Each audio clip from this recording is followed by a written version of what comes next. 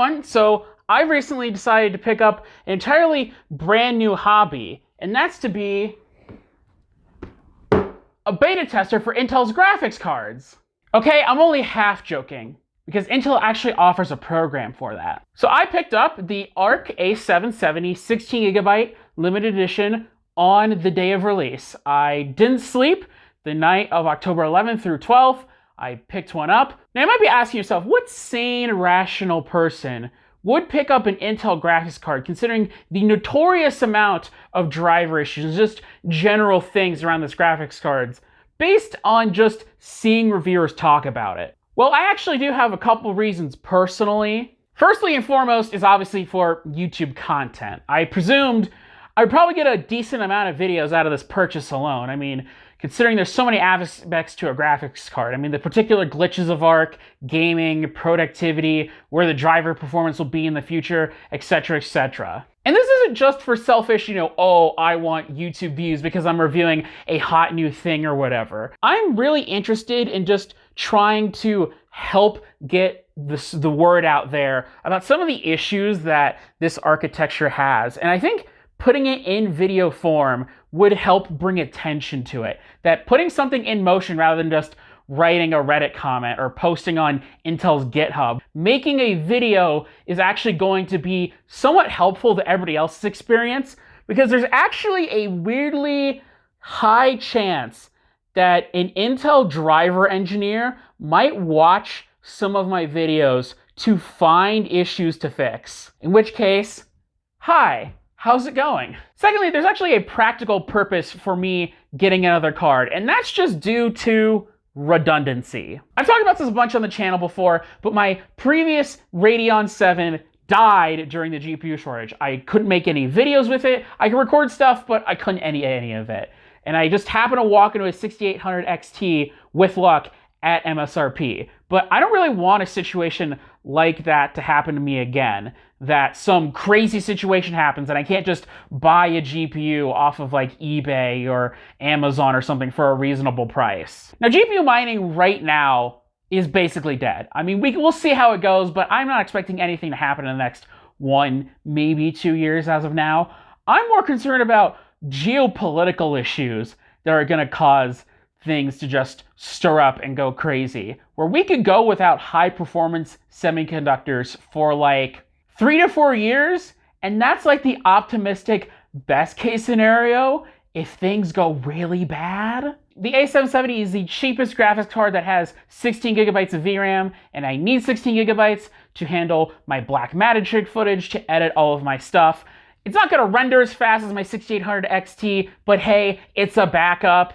And thirdly, why I decided to pick one of these up is more just a statement about how I feel about the current state of the GPU market right now. The last 2 years of GPU pricing has been absolutely horrific, in my opinion. They looked at the opportunity of crypto and they took it. They saw it as a sign that people were just gonna pay these way higher prices forever. We live in a GPU duopoly. But it's not even a duopoly like Xbox and PlayStation, whereas there is a decent market share ratio between the two, and it's kind of ping-ponged back and forth over the years.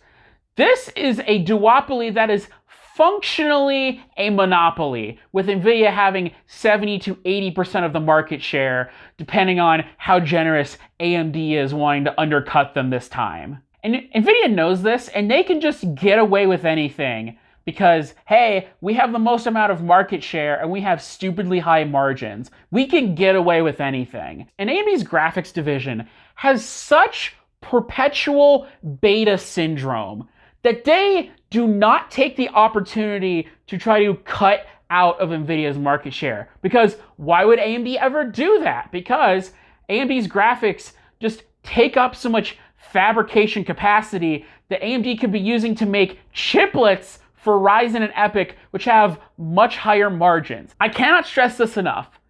There are literally no other options, because all of the other silicon GPU makers, right, like 3DFX and Matrox and all these other ones from the late 90s, early 2000s, they all died 20 years ago. Now, I've heard some other tech YouTubers argue against this. And I'm not going to name any names, but some of these arguments might sound familiar to you. That they argue it is ethically irresponsible to buy an ARC graphics card. Their reasoning is Intel is such a rich company with so many resources, they own their own fabs. Why would you buy this card? This product is subpar. You buying this is enabling them to get away with a subpar product in a competitive market. Now, if we're talking about most other products that exist, I would actually agree very much with this sentiment. It should not be the consumer's responsibility to go out and support a subpar product so the company can keep continuing to develop it further and further to make something better and more competitive. But this is kind of a special case because I get a lot of impressions from reading about the Intel graphics division for gaming and talking about it with people online. I think the actual sales of the Alchemist series, these cards right here, are not at all determinative of whether or not Intel is going to abort the consumer-facing graphics division of their company. They very clearly seem to be more concerned about internal performance targets. Okay, can we get to this level of performance that AMD or NVIDIA are going to be at by X year, whatever that standard may be. And that's how they're judging the graphics division.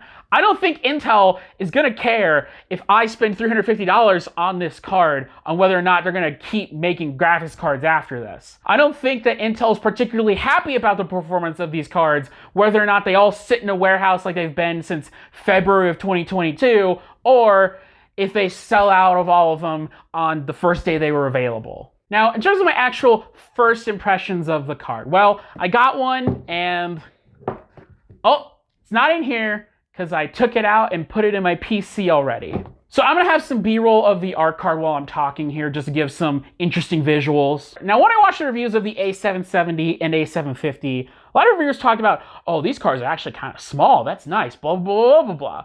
And then I got mine and I opened it and I'm like, hey, this thing's actually kind of big. And so when I took out my 6800 XT and was getting ready to put my A770 in, I actually decided to film some shots to compare them because I was actually astonished at how physically similar in size the two cards are, despite the performance disparity. And to remind you guys, this is not a beefy add-in board partner design for the A770, where the AIB designs tend to be a little beefier with heat sinks and whatnot. This is a reference Intel design versus a reference AMD design. Now, my actual daily use experience of this card, I can't really give any definitive statements on quite yet because I made an entirely separate new Windows installation just for messing around with this graphics card. Considering all of the stuff I've watched from Gamers Nexus about ARC control and how just inherently broken it is, even on a file placement structuring level,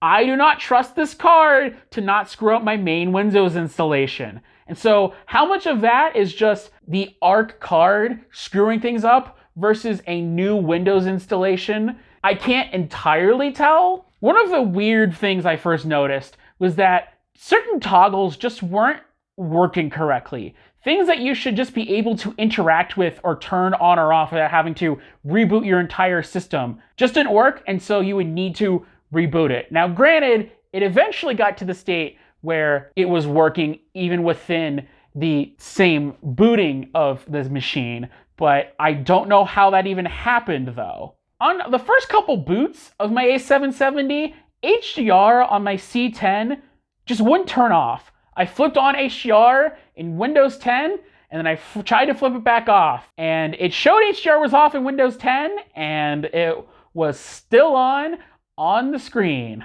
Also, just multi-monitor stuff in general just freaks out when you try to have more than one monitor at a time. And that's just the tip of the iceberg regarding Intel Arc GPUs. I'll have plenty more videos I'm working on and I plan to release regarding many other aspects of these GPUs, from gaming to productivity to drivers. All right, so expect more Arc videos in the future. Actually, the next one I'm working on is gaming performance. I just spent the past couple days benchmarking and recording video of about 10 or 11 games just to talk about this thing's gaming performance. even if it's not the next video I release, it will definitely be the next Intel Arc video I release. So anyways, guys, that's it for the video, and have a good day.